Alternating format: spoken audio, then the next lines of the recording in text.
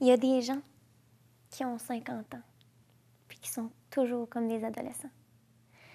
À mon avis, c'est quelque chose qui se passe à l'intérieur. Le côté négatif de l'adolescence peut habiter n'importe qui. Un côté un petit peu plus rebelle ou qui manque de discipline. Quand on commence à devenir adulte, c'est là qu'on commence à être responsable, à être organisé dans nos objectifs puis à être sérieux dans nos ambitions. Donc, je dirais à quel âge?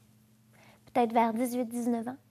C'est à ce moment-là que la société nous laisse voler de nos propres ailes. Je pense que c'est à ce moment-là que c'est le temps de prendre notre courage à deux mains puis d'affronter la vie. Est-ce que l'adolescence était plus difficile à vivre lorsque tu étais allé à l'école ou est-ce que c'est la même chose que lorsque tu étudiais à la maison avec tes parents? Parce que je me demandais si la présence des autres jeunes dans ton univers, ça représentait un obstacle au confort d'un adolescent.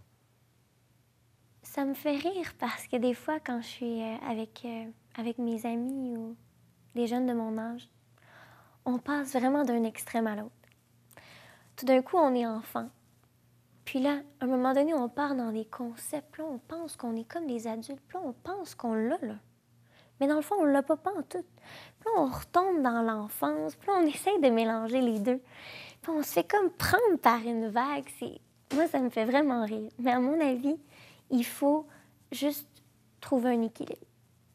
C'est sûr qu'il faut savoir qu'il y a des moments dans notre vie où on a besoin d'être seul, de se centrer, de faire un peu le bilan sur nous-mêmes.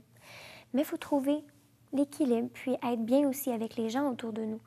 Il y a des jeunes qui sont incapables de ça. Ils sont incapables de se retrouver seuls. Parce que dès qu'ils arrivent de l'école, ils vont sur l'ordinateur, Internet, le chat, MSN, Facebook, le téléphone, la musique, ça n'arrête plus. Puis, ils sont plus bien avec eux-mêmes parce qu'ils apprennent à compenser avec l'extérieur.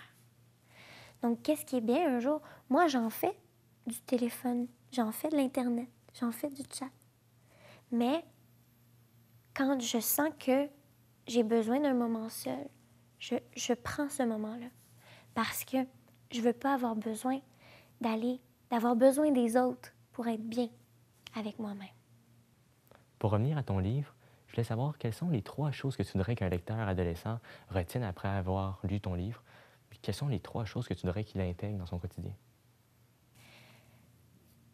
Je souhaiterais premièrement je souhaiterais l'inspirer pour qu'il soit vraiment capable de gérer ses émotions de façon facile, puis qu'il puisse se comprendre aussi, comprendre son fonctionnement. Deuxièmement, je souhaiterais que les jeunes de notre âge comprennent à quel point la spiritualité peut nous aider, puis qu'ils comprennent c'est quoi la spiritualité. Que c'est pas de rester 3 heures en méditation dans le coin d'un mur. Donc, troisièmement, je dirais peut-être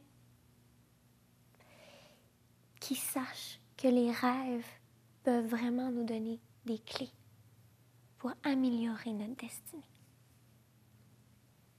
Donc pour finir, je voulais savoir, est-ce que tu crois que ton livre est accessible à tout le monde? Puis sinon, à qui est-ce qu'il s'adresse? Je pense qu'il s'adresse autant aux parents qui souhaitent comprendre l'adolescence, qu'aux enfants qui se préparent à cette étape-là de leur vie, qu'aux adolescents eux-mêmes, qui ont les 2 pieds dedans, puis qui doivent apprendre à se comprendre eux-mêmes. Donc, ce livre-là, il témoigne vraiment à quel point l'adolescence, elle peut être bien vécue. Par des histoires vécues, elle nous montre que c'est pas obligé d'être une tragédie, puis que ça peut être vécu de façon facile puis harmonieuse autour de nous. Merci Cassara pour ce beau témoignage. Et puis pour tous ceux qui nous écoutent, je vous conseille le livre de Cassara, Le journal spirituel d'une adolescente, autant pour les parents qui ont des questions sur leur enfant, ou pour les adolescents eux-mêmes, ou encore ceux qui sont sur le point de le devenir. Pour d'autres informations, vous pouvez tout simplement aller sur le site www.72anges.ca. Merci, Jérôme.